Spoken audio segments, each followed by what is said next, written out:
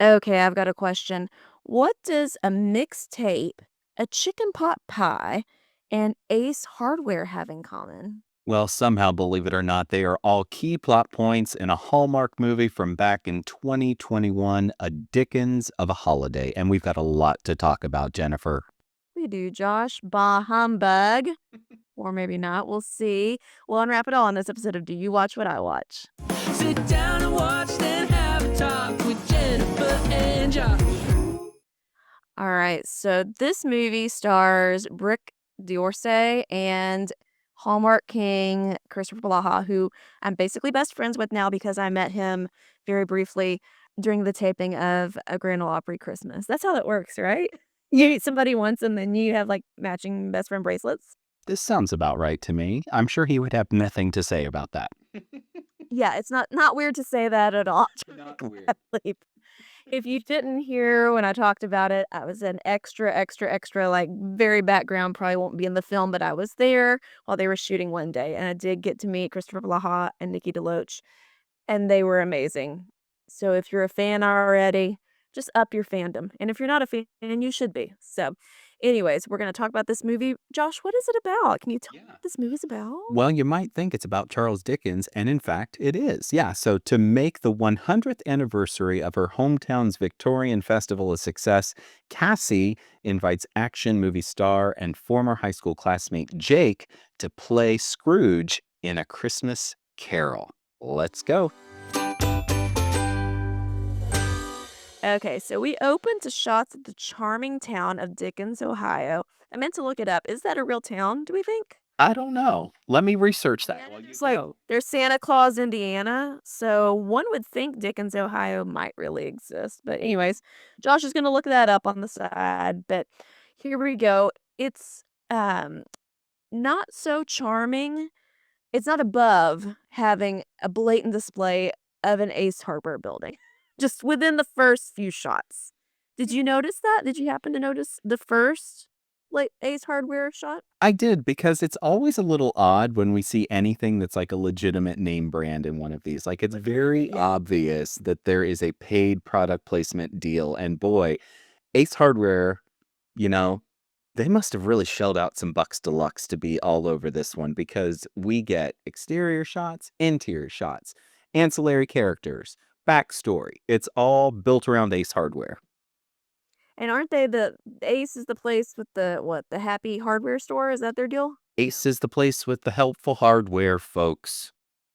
Is that what they say? That's Some what they say. I think I was mixing them in the Walgreens corner of Healthy and Happy or something. Understood. Get a flu shot, get a can of paint, I don't know. Anyways, they've got an Ace Hardware in Dickens. We're happy to see it. It's the 100th annual Dickens Day celebration, and the town is abuzz getting things ready. We meet our Christmas queen, Cassie, chatting with the mayor. Now, this time tomorrow, the town is going to be turned into Victorian London.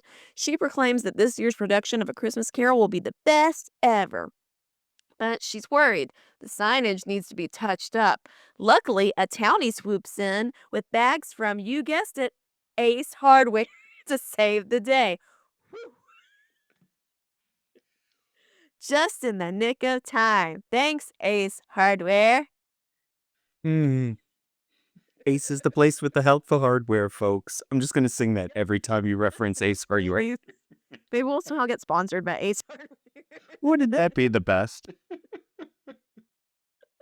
Oh man, we're open to it. Our emails and DMs are open, Ace. So, anyways, we gleaned that Cassie directed a few plays off Broadway in New York, but her mom may have overinflated her LinkedIn profile status in town.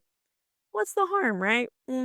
So she's also been going through a divorce and she's getting back on her feet. So she's recently moved back, as one does. The town, they're jazzed to have old man Ray portraying Scrooge as the star of the show. He does it every year, except, dun dun dun, Ray has laryngitis. And it will not be better by the time the program is going to happen. Don't even think about it. Not in the cards. He has a nodule or something to deal with. Mhm. So he's on strict vocal rest. He's a no-go. They need a new Scrooge. The mayor is like, hey, Cassie, come to my office. Wouldn't it be great if Jake Dorsey is Scrooge? Jake Dorsey, played by Kristoffer Polaha, is now a big action movie star. He has a tagline. He jumps on cars and goes vroom, vroom, fast, fast all the time. He's kind of pigeonholed into one character, but he's seemingly made a good living at it, and he's the biggest thing that's happened in this town. And she's like, I think he's probably too big for this role. And you get the sense that she knows Jake from back in the day. And they're about the same age, so, they have some history, maybe.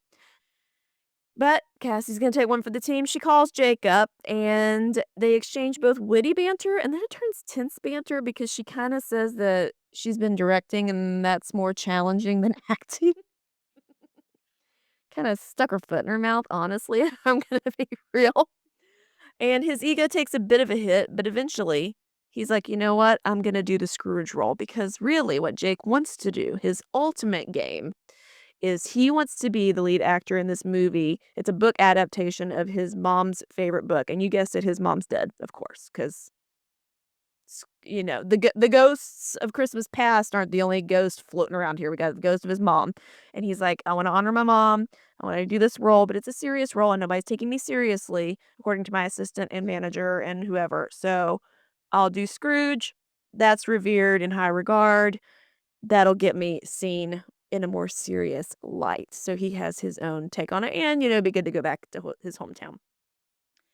He storms into the rehearsal, yelling, bah humbug, in just this booming voice, and having spoken to Kristoffer Polaha, as I did for, all of my many minutes that I did, he does have this deep, booming voice that does take you aback a bit. Because I met him. In case you... Do we, dear listener, here on the podcast, we do have Josh's cry count. I'm getting the sense in the past couple of weeks that we're going to need Jennifer's name drop count, where we just sort of ding a little bell every time she makes reference to the fact that she's had this encounter. Not to say I'm not super excited. I'm sure when he boomed in on the set yelling bah humbug that it shook the bricks because I've met him and his voice is so booming, I'm sure that was a moment. So he is, he kind of lies to Cassie saying he turned down a career defining role to work with a Broadway director. And she lied earlier about how much she's directed. So lies on lies make Christmas go round, as per the usual in these movies. Mm-hmm. Things with Jake's family are tense. So Jake's brother and sister-in-law and nephew still live in this town. Brother runs the family diner. Nephew is Tiny Tim in the play. But turns out Jake, he hasn't been home in years, and he hasn't seen his nephew, Tiny Tim, in a long time. Jake and his brother definitely have beef, and we're going to get back to that later. Jake and Cassie have a hot chocolate walk and talk, and she alludes that she never got to Broadway. I was glad she admitted this early because I thought this was going to be one of these, like, it builds and builds and she's pretending to be somebody else. But she was like, you know what? I never made it to Broadway. But they moved past it. This walk and talk lands them smack dab in the front of, you guessed it, Ace Hardware. Ace is the place with the helpful hardware, folks. Ding. Turns out Jake used to work behind the cash register, and he built the sets in school because he was never good enough to get an acting gig in the plays because Cassie always got the acting gigs. It was the best job he ever had, he says. The game has been on, and he's going to prove to her, hey, I can be Scrooge. I can do this. Right. Okay. Was that the last Ace Hardware bit? I think so. No. That's a wrap on Ace. There's more? There's more coming up. Oh, no, I may have missed the other one. So you might have to, if you, please raise a flag if I'm missing one. All right. So Jake is supposed to be at the Dickens kickoff something or another in the square the next day. She's like, you need to be there. They're announcing you're the lead. You're a big deal. He's like, yeah, I'll probably be there. No, he wasn't there. He missed his introduction and he missed his wardrobe fitting. Jake, what are we doing? Like, it's like he thinks he's the ego. We gotta give him some humble pie. He didn't come here to do all that other stuff. But then randomly, Father Christmas had to bail, and there's a line of kids at this festival thing in the square. Just happens to put on this old Saint Nick costume and steps in for the kids. What? Did you think that was random? I thought it was a little out of left field. Really out of left field. Didn't really jive so much with the character at this point for me. It just felt like a very Huh. kind of awkward left turn, but I think we needed to have him encounter here his nephew, who might be this skosh too old to go sit on Santa's lap, which I'm glad he acknowledged, but he sits on Santa's lap and he's all like, yeah, Santa, I would really just love my uncle to spend more time with us as a family. So it's totally the gut punch that I think we needed at this point in the movie to kind of drive that little subplot forward. Exactly. And he was like, "Ho, ho, ho, don't you want new gaming headphones?" And he's like, "No, I already have some of those," which is funny because earlier in the movie, Jake's assistant had done his shopping for him. And he's like, "I got your nephew some gaming headphones." And turns out this kid's like, "No, I don't want that." Whoops. He's like, "Ooh, Oh boy. I will just side note, as I tend to do, all throughout, there was someone playing, I think, mandolin, maybe? Like, it was a little countrified bit of Up on the Housetop, and I thought it was really charming. I did too. Yeah. This It was a was very really pretty sweet. movie, I thought too. It was very pretty. Yeah. Anyway, So, do we find out if Dickens, Ohio exists? it does. Not Dickens, Ohio, but the Dickens, Ohio is actually a thing. According to Google AI, Dickens, Ohio refers to the Dickens Victorian Village in Cambridge, Ohio, a popular Christmas event that features scenes from Charles Dickens' stories, handmade mannequins, and costumed actors to create a Victorian Christmas atmosphere. This is in Guernsey County, Ohio. So not necessarily Dickens, Ohio, but something of that ilk. Yeah. Well, and in Franklin, Tennessee, where we live very close to, they have a Dickens, what is their Dickens Day called? A Dickens Christmas? Or, I mean, Something like it's a day yeah, thing. very It's in Dickens the historic part of town, and there's people in the whole regalia, and there's, people dressed up as Marley and Scrooge and the whole thing. I went to it once a long time ago. There were way too many people. That's What everything. Hallmark doesn't show you is when we go to quaint things in Tennessee, or at least near Nashville, it's like you're a waterfall with people and screaming kids and tourists taking pictures, including myself because I'm there, and And you can never they find a bathroom when you need it. Yeah. nary a bathroom. There's always too many dips. Like, Ugh. there's booths usually selling dip mix that so many gutter guards. Yeah. Gutter guards, yes. All the gutter guard people and the dip mix people. I need more Hosho people. Like, I need more baked good people. Yeah. Nary a candied walnut. Never. Never. Mm-mm. Mm-mm. So that's why I think part of the reason I love these movies is I can feel like I'm going through festivals such as this and not having a panic attack.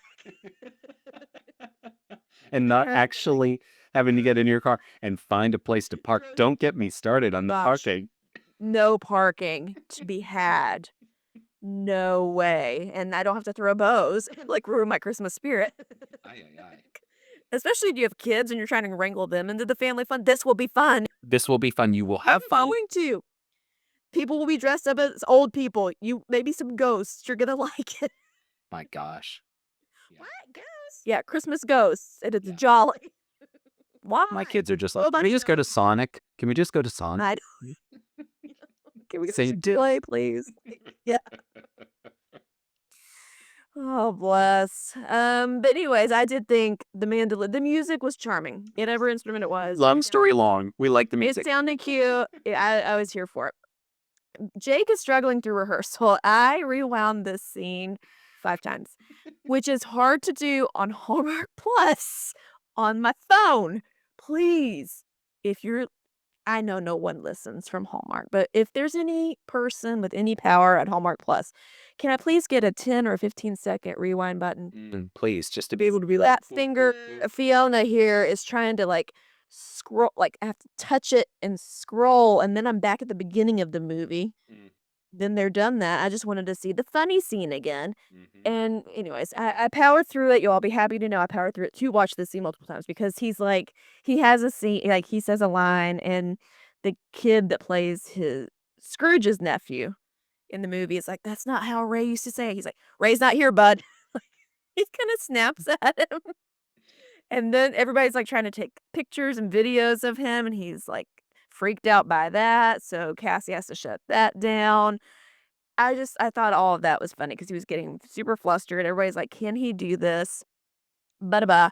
Well, then he walks out, and Brooke D'Orsay has a beautiful moment where she shows him who Scrooge really is. Like, she puts on her director hat full on and is like trying to get him into the Scrooge mindset.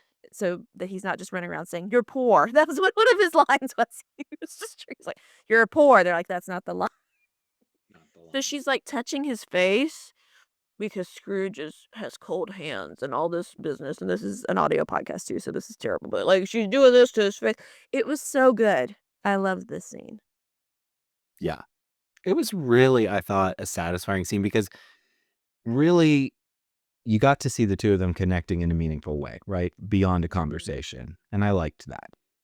Yeah. And I think he respects her now more as a director, as a theater kid, and maybe a girlfriend in the future. We'll see. Finally, thanks to her, things are starting to click for Jake, the actor, and Jake and Cassie romantically. Jake and brother have a tense moment where Jake doesn't come around and he's bitter about that. But and she's like, "Hey, let me take you to your brother's restaurant." And the ice starts to thaw. And evidently there was a phenomenal chicken pot pie recipe. Like the brother had taken mom's recipe and like one-upped it. And he's like, "Oh, it's even better than mom." So the brothers kind of had some banter about that, which is good. I don't like when there's too much tension. I need the ice to start to thaw. Mm-hmm. Cassie and Jake go on a carriage ride because, of course, there just happens to be a carriage. They take some selfies, as one does. And then the next day, he does some press interviews for the play, and he makes sure that she gets featured as well. And it kind of comes up that she's never seen one of his movies. And I thought, this is going to be a big thing. But he laughs it off. He's like, "Well, we're just going to have a marathon then." So I like the way he handled that. You can tell that he's softening in a lot of ways. Losing some of the ego. Yes. Mhm. They go Christmas tree shopping, of course, because we had to. At But was it an A's? Ace Hardware. Ace is the place with the helpful hardware, folks, and Christmas trees. I didn't know Ace had Christmas trees. Yes. Well, this was the whole thing, because when he worked there, apparently he said he was really great at picking out Christmas trees. And so he reunited with an old Ace colleague from back in the day. I It's called still the colleague thing. I asked that it was Ace. I looked away, I guess. It was too long. I'm sorry. Okay. So they're going Christmas tree shopping because that makes more sense because like why do we have to pigeonhole a Christmas tree scene in? It was for Ace. Ace the hole, as some may say. Jake tells her, "Hey, I haven't been coming home much because it's hard since my mom passed away, but he is lonely and he misses his family, so he's gonna start coming around more." Jake reconciles with his brother, and boom, it's the night of dress rehearsal. Sure, here we go. here we go. Jake gives everyone on the team a gift. What was it, a pocket watch or something? Yeah. An old-timey pocket watch. Very cool. He gives Cassie a mixtape that he found because he had made it for her in high school. He had a crush on her in high school. He asked her out for prom and she said no. Oops. So he never gave her the mixtape because he's like, "I'm done being embarrassed for 1 year, thanks." But he gave her the mixtape, and I did appreciate. She's like, "How am I supposed to listen to this?" He's like, "Yeah, I don't know." Just want you to know I had it. Yep. In a grander gesture of some movies, it would be like, "And here's the boombox playing the mixtape." And I like that we're just like, "Yeah, I don't know. I guess so for you." That's really funny. It was like just a throwaway line, but it made me laugh. All right. This is when things really escalate because it turns out Boy, howdy. Jake's assistant was trying to help Jake be taken seriously as an actor, and he was videoing some of the rehearsals when Jake was doing really good Scroogey things on stage. He sent it to, I guess, big movie guy who's doing this book adaptation. Big movie guy's like, "Yeah, I like it, but I need to meet him in person, and he's gonna have to meet me at my Christmas party on Christmas Eve." Hours from It's like, and it's like, yeah, the 23rd, right? Presumably.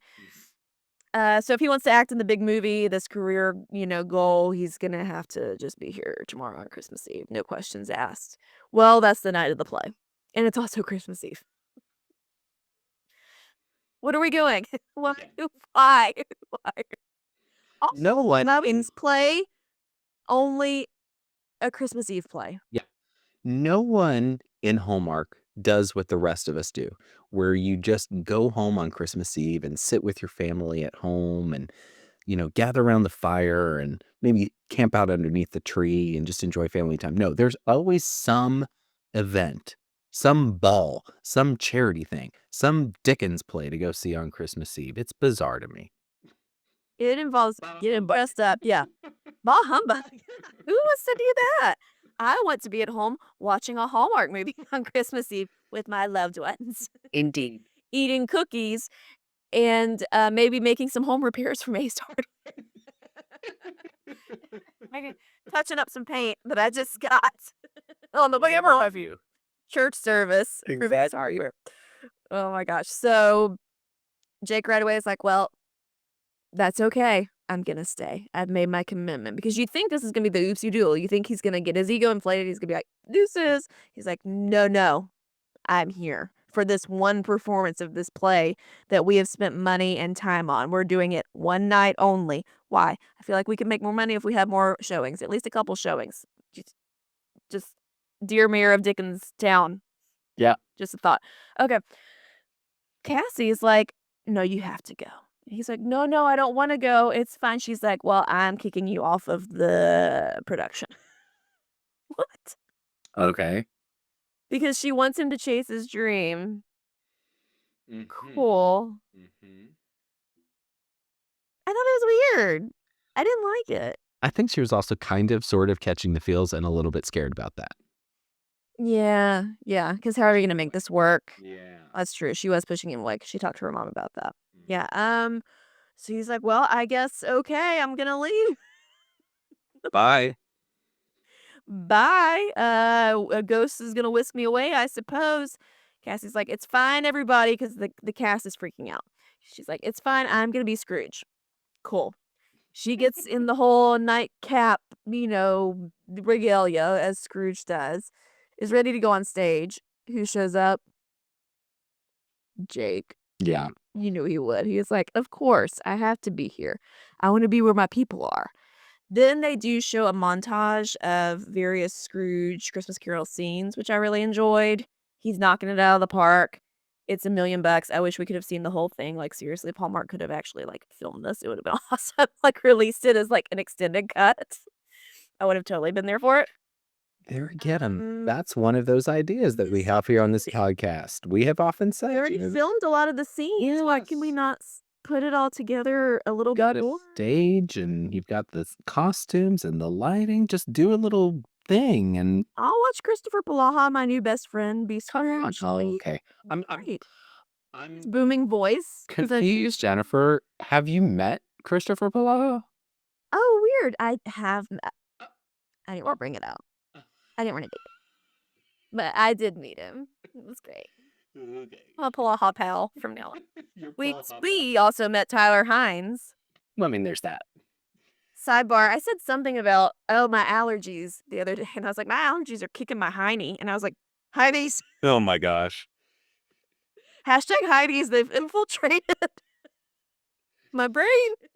We've been doing this podcast too long. That's what this means. It's the frame of reference we now have for our lives. Oh boy. Anyways, they talk things the play's a success. They talk things through. He wants to be where his people are. They kiss in the movie. It's time for Gold or Coal. All right, it's time for our Gold or Coal segment. If you're new to the podcast, here's how we tell you if we think it's worth your time. We're going to give some gifts. And if there's more gold in the total here, in other words, if we think it's worth the watch, we're going to call it God bless us, everyone. If there's more coal, we're going to say bah humbug. And if it's a tie, just 3-3, we're going to call it a meh. Merry Christmas. Jennifer, hit me with it. I already alluded to it. I'm going to give gold. The scene where Cassie gets him into Scrooge character and she's morphing his face to be age he would have a frown. His hands would be tired and cold and cracked from years of like it. I'm not quoting it well. It's a beautiful scene. It's intimate, not in like a sexual way, but just like in a, like you said, that connection way. And they earn each other's respect and they're on the same team. I just thought it was beautiful. Mm-hmm. Now, in my acting experience, as I was a background actor in Grand Opera Christmas, I did not have a director speaking to me directly. What was your motivation? No one told my face what to do. Maybe they should have. We edited out. It was all the proof you need. It just didn't get it. Stop it. I will totally agree with you. I think that scene was really special. And my first gift is going to be gold. I thought these leads were just so well cast in this role. You know, Brooke D'Orsay, was really great as sort of this small town girl with a big city dream, kind of dealing with life's little hiccups. I really liked her in this. He is perfect for this role. Like, this is a Kristoffer Polaha vehicle, if there ever was one. It was really, I think, written for him and written very well for him. And I believed him in the role. I believed her in the role. And I liked the two of them together, honestly. So gold for me. I did too. They're both so good. So good. I'm gonna give some coal. I didn't like the oopsie doodle that he was going to stay, but she tells him no. I get it. It just was so out of left field. I didn't like it. It's funny you say that because I'm also giving coal for this oopsie doodle. It was blah at the end of the day, and it felt very yada yada. Like, there could have been a better way to kind of throw it all in jeopardy, and we really didn't. I know they need conflict, I guess. I mean, in my world, there's just no conflict ever. And these You know, and the whole thing was throw something in, but The whole thing was built around this role that he really wanted. It could have been a little bit different in a way that was a little bit more challenging for them because it was just sort of like a hiccup. It was like a 30-second thing, you know? no, didn't like it. Yeah. my last gift is gold. I love the representation of Dickens of it all because really we don't get that much of this Victorian Dickens trope. Well, it's not a trope. This theme in the Hallmark Christmas world, and I would dare to say we need some more of it. I really enjoyed it. I thought they did it really well. Again, my only complaint, and this isn't coal, but just I wish we could have seen more of the scenes because I so enjoyed Kristoffer Polaha, my best friend's adaptation of it. Like, truly, I think he could do the whole thing. And I would love to. Absolutely. Yeah. No, I thought it was great. I really liked that as well. My last gift is going to be gold. And you know, I really liked this brother subplot. I thought it was a really nice touch. We normally don't get something for the guy to kind of have to wrestle with, you know, and Yeah. I liked it, and it felt really realistic, you know? It felt like he had reasons for doing what he did, and the brother had reasons to feel the way he did, and there were implications for the family with the nephew in the picture, and they had to reconcile. I loved that scene where they reconciled and talked it out and Yeah. hugged it out, and it felt, you know, we like to say it felt very earned. That felt like a very earned moment to me between those two brothers, and I bought it. I thought it was great. So I at agree. the end of the day, total score here, we had 4 pieces of gold, just 2 pieces of coal. So we are going to call this God Bless Us Everyone, which feels right to me, right? It does We feel put right. this out on our social media channels on Instagram. If you're not following us, be sure to follow us on Instagram, by the way, at Do You Watch What I Watch? And we asked for your feedback. Bendy's Home said Chris was phenomenal in this. Every second he was on that stage was pure perfection. Totally agree. Christy Fisher, 1970, said, I've always said that Chris's star shot upward with his performance in A Dickens of a Holiday and has continued to soar ever since. Aiden Harmston said, I need to rewatch this pronto, and we totally agreed.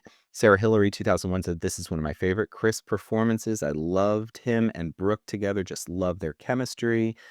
Individual by myself said, great actors, bad movie. So a little bit of feedback there. Mackie loved this one. Mackie Unson. This is a Christmas movie that I love to rewatch year round. Tracy Dalton said, I haven't seen it in a while, but remember that Chris gave an outstanding performance. And Carolyn Kate Codd said, these two actors had great chemistry. So a lot of good, positive feedback. And you know what I love, Jennifer? We're getting more and more feedback on Instagram when we put these out there and people are weighing in, and that just warms my cold little heart at this time of year. So keep it coming, because this is so much fun for us to be able to share your feedback here on the podcast, because that's what we are all about, is having fun with these movies and chatting with you, chatting with each other, laughing and enjoying all things Christmas. And that, my dear friends, is another episode of Do You Watch What I Watch? Special thanks, of course, to our great friend Nick Schwartz for our amazing theme song, and to each and every one of you for taking the time to listen on your favorite podcast platform or watching us on our YouTube channel. That's right. So we are continuing our 12 Pods of Christmas countdown, recapping and reviewing previous season's movies as we march towards Countdown to Christmas. When are we going to get the Countdown to Christmas announcement? The full, we've gotten little cookie crumbs, but I want the full Monty soon. Feels like it's going to I hope happen it'll pretty be soon. It'll be in the next couple weeks, I think. I mean, well, you'll know, but that's just kind of when it usually is. But when it does happen, we're going to be here to give you our initial thoughts. We've already talked about it, so stay tuned for that. In the meantime, the next movie we're going to talk about is from 2013, way back in the Hallmark vault, The Christmas Ornament. It may or may not have another fellow Christmas podcaster as a special guest, so you'll have to come back and see who that is. Here's the plot summary. I don't know if you've seen this. I had but forgot. Here it is. A widow plans to give Christmas festivities a miss as they bring back too many memories of her late husband. Oh.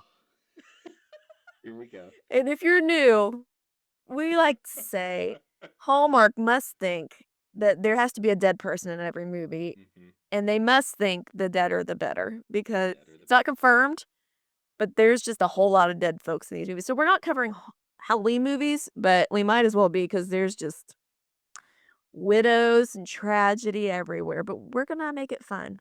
We're going to make it fun. So fun, in fact, that if you would like us to maybe, I don't know, design a t-shirt that says the deader the better, just let us know. Maybe we'll finally hit it with some merch. Who knows? Either way. Yeah, I'm sure that's what the people are clamoring for. Yes, exactly. Either way, as you have come to expect, we're going to have much to discuss. And until we see you next time. May your days be merry and bright. Bye, y'all.